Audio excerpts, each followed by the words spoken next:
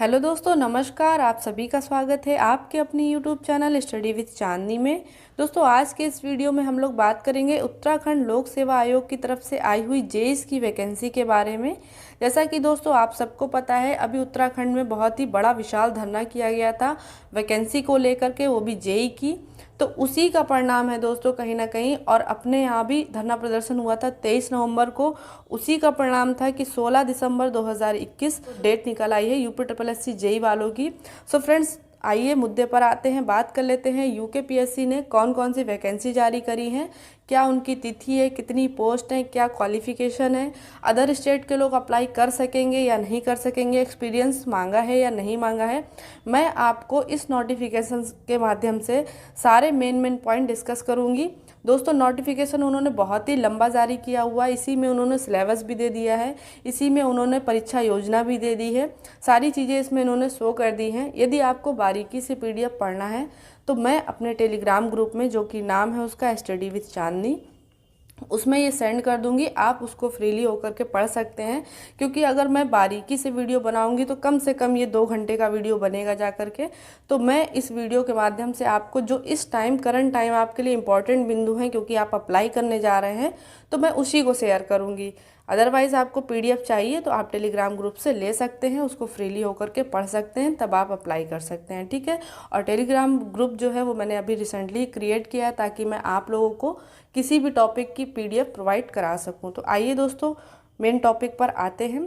दोस्तों, यहाँ सबसे पहला जो है लिखा हुआ है विज्ञापन संख्या। विज्ञापन संख्या कुछ इस प्रकार है A3E4 21-22। 21-22 का पेपर है, नोटिफिकेशन है, तो उसी का इन्होंने ईयर भी डाल रखा है, ठीक है।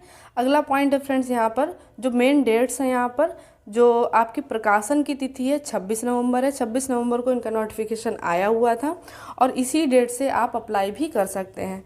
आवेदन करने की अंतिम तिथि, यहाँ पर ये थोड़ा सा अंतर आपको देखने को मिलेगा, 17 दिसंबर है।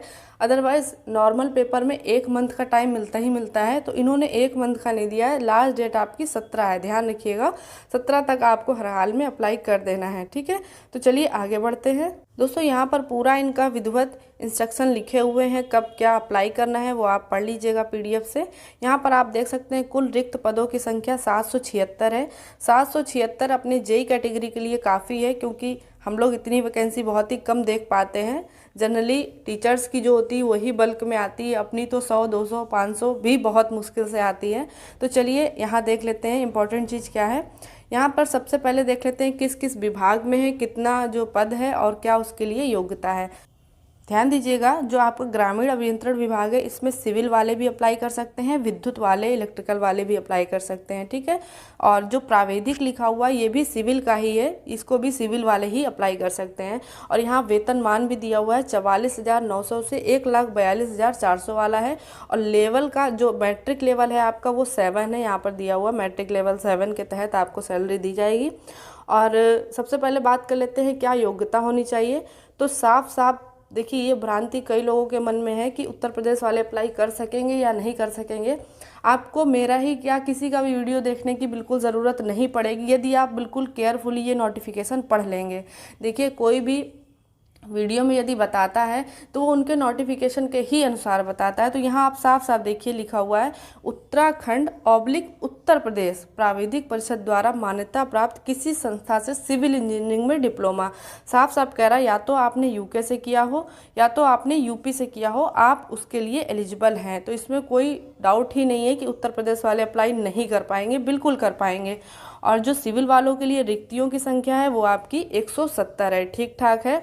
आप देख सकते हैं जनरल की 107 है, एससी की 17 है, एसटी की आपकी 10 है, ओबीसी की 19 है, ईडब्ल्यूएस की 17 है, ठीक है। और ये जो अधिमानी अर्हता लिखी हुई है ये आपके स्पेशल आपका वो है कि अगर यदि आपके पास ये सर्टिफिकेट हैं तो आप अप्लाई कर दीजिए, तो उसमें आपको प्रायोरिटी दी जा सकती है, ठीक है।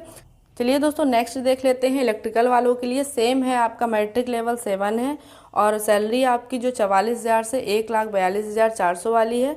और नंबर ऑफ पोस्ट यहाँ पर सिर्फ 9 है, जनरल की 6 हैं, एसटी की 1, ओबीसी की आप अपना देख लीजिएगा।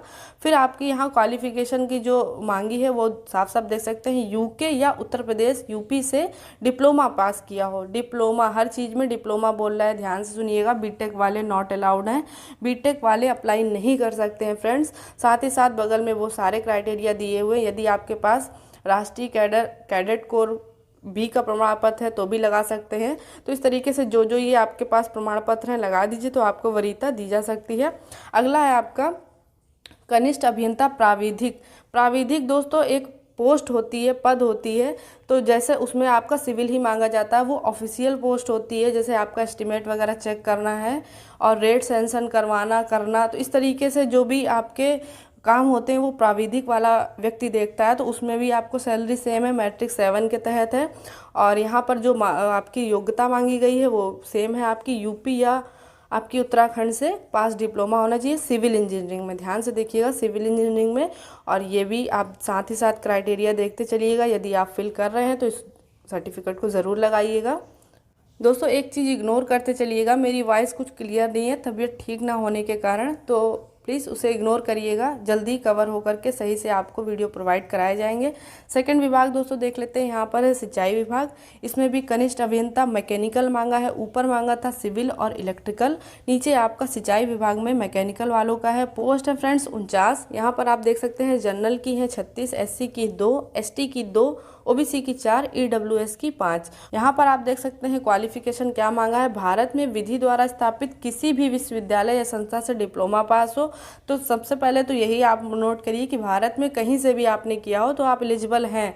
अगला है आपका उत्तराखंड में या तो किया हो या अखिल भारतीय प्राविधिक शिक्षा परिषद द्वारा आपने डिप्लोमा प्राप्त किया हो, ठीक है। तो इसमें आपको कोई भी यदि आप क्वालिफिकेशन रखते हैं तो आप इस पद के लिए अप्लाई कर सकते हैं।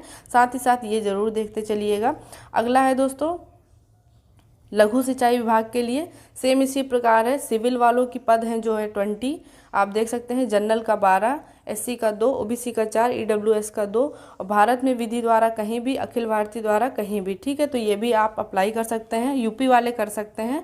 लघु सिंचाई का जो मैकेनिकल वाले हैं उनकी पोस्ट है 16, आप सेम इसमें भी आपका क्राइटेरिया है, कोई परिवर्तन नहीं है। तो ये मैं पीडीएफ आपको अपने टेलीग्राम ग्रुप पर प्रोवाइड करा दूंगी। बहुत ही लंबी पीडीएफ है, आप बारीकी से इसको पढ़ लीजिएगा। इसी प्रकार है कनिष्ठ अभियंता कृषि के लिए, आप सेम इसमें भी ये सेम चीज़ें हैं, कोई परिवर्तन नहीं है। अगला आपका विभाग है पंचायती राज विभाग। इसमें फिर से सिविल की पोस्ट है मैट्रिक लेवल 7 के तहत, और 21 पोस्ट हैं। जनरल की 11 हैं, एससी की 3 है, एसटी की 1 है, ओबीसी की 4 है, ईडब्ल्यूएस की 2 हैं, ठीक है। अब यहाँ पर देखिए इन्होंने लिख रखा है क्या क्या, कि इतने संस्थानों में आपकी स्कूलिंग हो, ठीक है। सिविल इंजीनियरिंग आपने डिप्लोमा किया हो, जैसे या तो फिर रुड़की में किया हो, हीवेट लखनऊ के हो तो लखनऊ के यदि हैं तो सीधी सी बात है आप यूपी में हैं। सिविल इंजीनियरिंग कॉलेज लखनऊ या अलीगढ़ से किया हो, पूना से किया हो, तो कुल मिला के यूपी वाले अप्लाई कर सकते हैं, ठीक है। इसमें आपका अदर कोई भी नहीं मांगा हुआ है, देखिए कॉलम खाली हुआ है। और इसी प्रकार अगला है आपका, नेक्स्ट है आपका पेयजल एवं स्वच्छता विभाग। इसमें भी सिविल वालों की ही वैकेंसी है, 79 पोस्ट है। जनरल की आपकी 42 है, ओबीसी की 25 है, एससी एसटी की 3 और 1 है, ईडब्ल्यूएस की 8 है। इसमें भी आपका शासन द्वारा मान्यता प्राप्त आपका 3 वर्ष का डिप्लोमा होना चाहिए। अगला देख लेते हैं फ्रेंड्स, ये आपका है पीडब्ल्यूडी लोक निर्माण विभाग। इसमें आप देख सकते हैं पीडब्ल्यूडी में सिविल वालों के लिए अप्लाई है, और आपका प्राविधिक ये भी सिविल का ही है, और फिर आपका मैकेनिकल, ठीक है। इसके नीचे आप देख सकते हैं विद्युत वालों का भी है।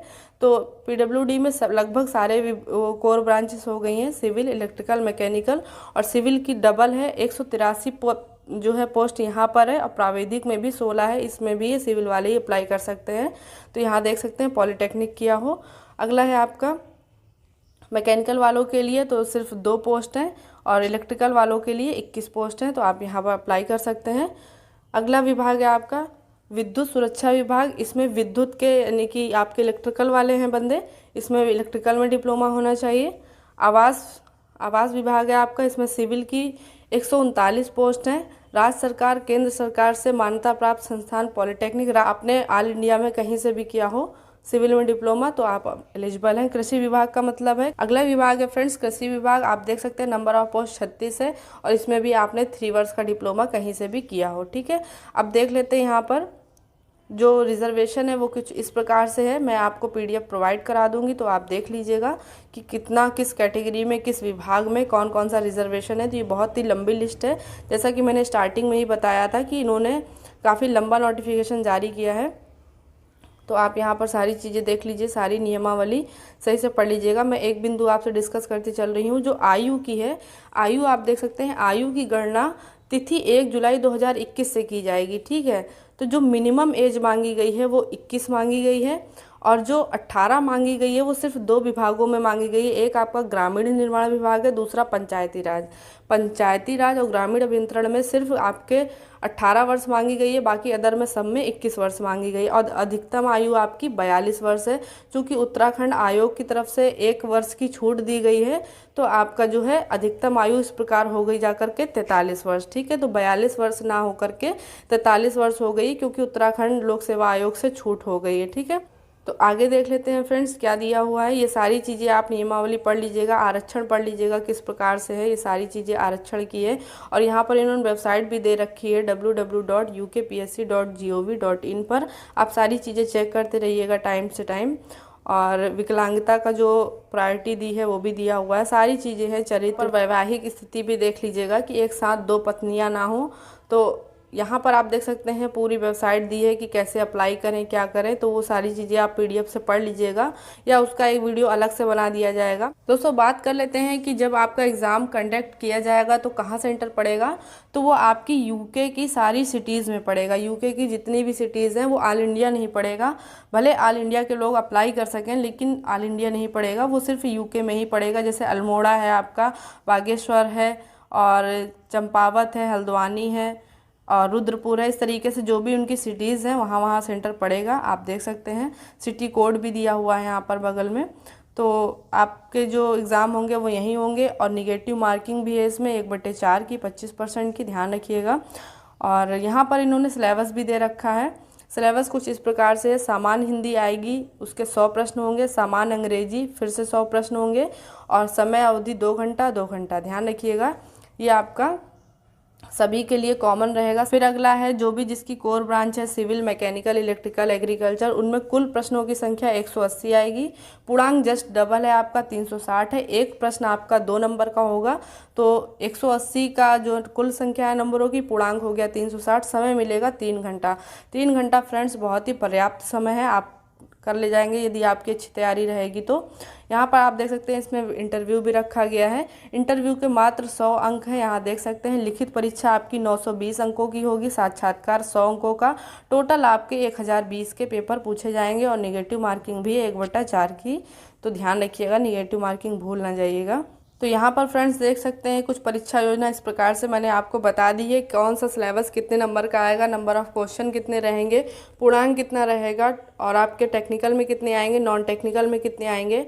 और इन्होंने इसी PDF में पूरा पाठ्यक्रम भी शो कर रखा है कि हिंदी में आपको क्या क्या 10 नंबर का, देखिए वर्ण संरचनाएँ और शब्द रचना, शब्द भेद, वाक्य रचना, तो ये अंक भी दिए हैं। 10 नंबर का ये आएगा, 20 नंबर का वो आएगा, सारी चीज़ें हैं। तो ये PDF बहुत ज़्यादा बड़ी है, आपको मैं टेलीग्राम पर प्रोवाइड करा दूंगी। इंग्लिश का भी देखिए दिया हुआ है कि इंग्लिश में क्या क्या ये पूछ सकते हैं।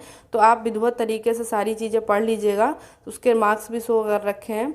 तो सारा वीडियो ये बारीकी से बना पाना थोड़ा सा मुश्किल था। आप यहाँ पर देखिए जो अपना सिविल ब्रांच है, कोर ब्रांच का जो इन्होंने टॉपिक वाइज भी दे रखा है, जैसे effect of force, tension, compression, तो सारी चीज़ें ये सिविल की भी इन्होंने पॉइंट वाइज खोल दी हैं। सेक्शन B में क्या क्या आएगा, तो सारी चीज़ें हैं। तो ये अपना ब्रांच वाइज सिलेबस भी आप देख सकते हैं PDF के माध्यम से। सो फ्रेंड्स वीडियो थोड़ा सा भी यूज़फुल लगा हो, वीडियो को लाइक कर दीजिएगा और चैनल को रेड बटन दबा के सब्सक्राइब कर दीजिएगा। मैं आप लोगों के लिए ऐसे ही इंपॉर्टेंट वीडियो लाती रहूँगी। तब तक के लिए जय हिंद।